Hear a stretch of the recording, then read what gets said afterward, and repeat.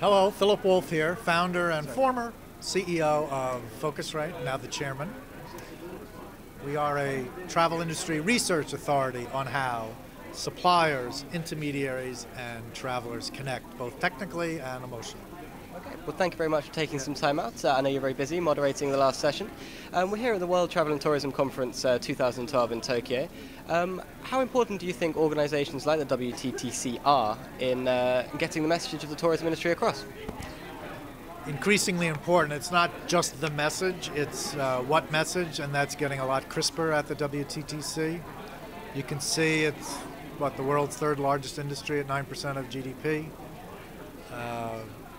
Larger employer than automotive, than chemicals. So the message is for both travel industry companies and tourism ministries to understand how important it is to work together to do things to help grow the industry and remove stupid obstacles.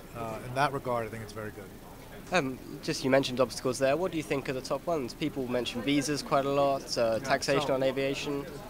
I use the moniker VOTE, V-O-T-E, V for visas, e-visas, all those delays and the costs. I travel a lot. In the last year I've been to China and Russia and India, and it's like I need a personal assistant. I do believe in the O for open skies. I do think there are way too many carriers. I agreed with Willie Walsh that the era of the flag carrier is deader than a doornail, and that there's still dozens of too many airlines, and if it was more open and competitive, everybody would be benefit. Taxations, fees, regulations, all of these things that I use, they boomerang sometimes. They're allegedly always well-intentioned, that's never the point. But sometimes the desired outcome, the desired benefit is never achieved. And the negative aspect is overachieved, a decline. And then E for a whole bunch of environmental concerns. And I'm not going to go over the whole sustainable tourism, but some kind of balance, because travel and tourism is really important to growth and people opening minds. And yes, we have to be careful on the one hand, but I think we should be doing everything to grow it. You made an interesting point there about airlines being perhaps too many, being uncompetitive.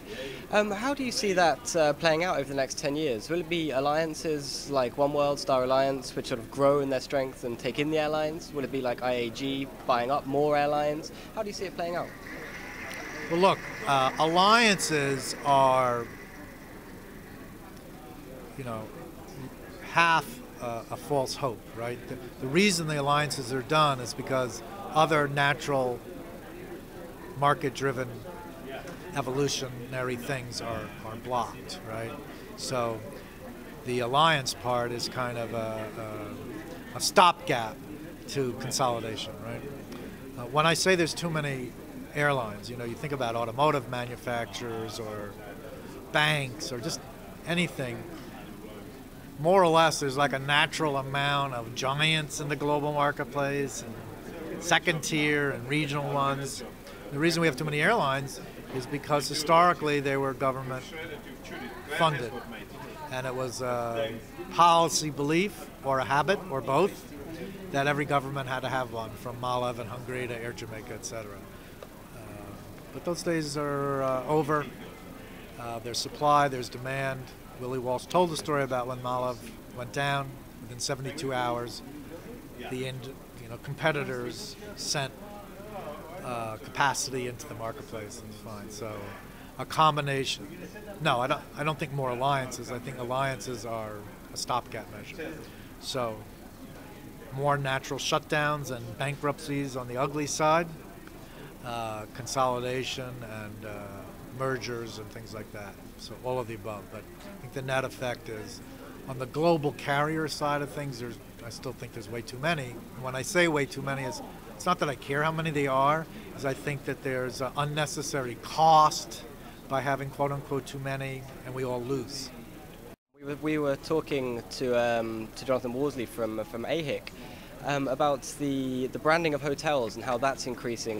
The larger chains are increasingly important in the industry. Perhaps 40% now are under the sort of umbrella of the large international chains. Do you see that that figure increasing over the next 10 years? You know, I'm not sure. Hotel brands accomplish a lot of good things for the industry and for customers. Customers can put trust, in a hotel brand, and if they're going to a new destination, a new place, a lot of the anxiety or the mystery goes away if they have a trusted brand.